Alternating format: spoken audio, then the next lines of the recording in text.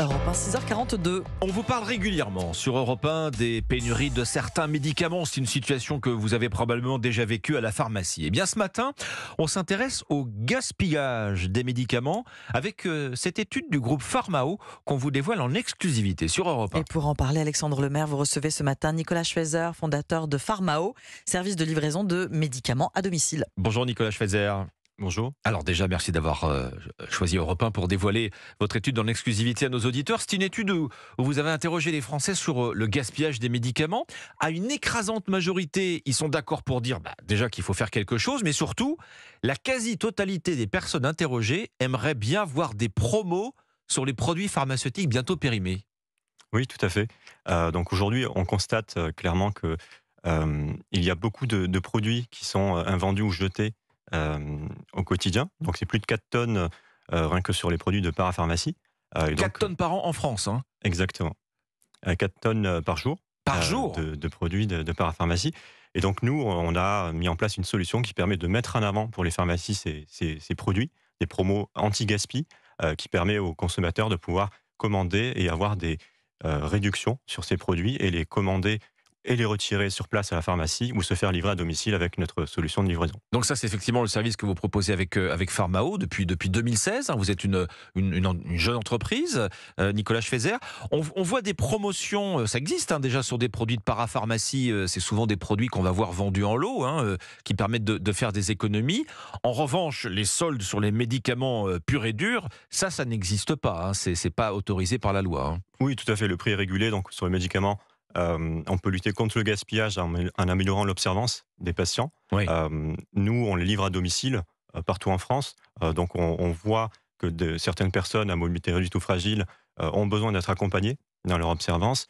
Le pharmacien est également là pour conseiller le patient. À distance, il effectue un conseil. On a également un système pour améliorer la connaissance de sa posologie. Oui. Et l'idée, c'est de mieux l'accompagner pour qu'il puisse bien prendre son traitement. Et c'est comme ça qu'on pourra lutter contre le gaspillage de médicaments. Alors, quand on parle de gaspillage de médicaments, on pense d'abord, c'est vrai, aux boîtes ouvertes qui traînent à la maison. On finit tous par avoir ça dans nos tiroirs, évidemment. Le gaspillage, c'est majoritairement ces médicaments qui finissent à la poubelle avant d'arriver chez les particuliers. Pour quelle raison? Est-ce que c'est uniquement parce qu'ils n'ont pas été vendus avant la date limite? Est-ce qu'ils ont passé la date de péremption ou c'est pas seulement ça? Alors, les médicaments, on constate que, au final, beaucoup de Français gardent des restes de médicaments. Des boîtes ouvertes, oui. Des boîtes ouvertes. Il vaut mieux les retourner à la pharmacie pour qu'ils soient recyclés. Mais on constate que c'est vraiment l'observance qui déclenche du gaspillage, puisque les patients ne prennent pas forcément correctement leur traitement. Ils oublient souvent, et donc ça crée du gaspillage et un effet de chaîne. Revenons à votre étude, Nicolas Schweizer. Plus de la moitié des personnes que vous avez interrogées, 57%, voudraient avoir la possibilité d'acheter des produits pharmaceutiques à prix cassé avant leur date de péremption. Ça, c'est quelque chose qui n'existe pas encore. Tout à fait. Donc aujourd'hui, les pharmacies peuvent vendre jusqu'à 2 mois avant la péremption des références de parapharmacie. Et donc nous, on a mis en place un système qui leur permet de mettre en avant ces promotions. Donc souvent, c'est des produits qui vont expirer dans 3 mois, mais qui sont en réduction jusqu'à moins 50%. Et donc, on pousse des notifications sur notre application pour que les patients puissent commander, retirer sur place ou se faire livrer 7 jours sur 7. Dans votre étude, clairement, les personnes qui ont répondu à votre enquête, elles réclament aussi des soldes sur les médicaments purs et durs, sur prescription. Ça impliquerait de changer la loi. Oui, alors voilà, c'est ce qu'ils pensent. Après, malheureusement, c'est pas possible. Le prix est régulé. Mais en tout cas, sur la parapharmacie, il y a beaucoup de choses à faire. Et on peut lutter contre le gaspillage en achetant des produits qui vont bientôt périmer, mais qui sont toujours bons. Et c'est également des surstocks ou des produits abîmés. Donc c'est des achats malins, mais qui permettent également de lutter contre le gaspillage. Bon, et 31% des répondants, un tiers des répondants dans votre enquête, sont aussi pour le don de ces produits à des associations caritatives.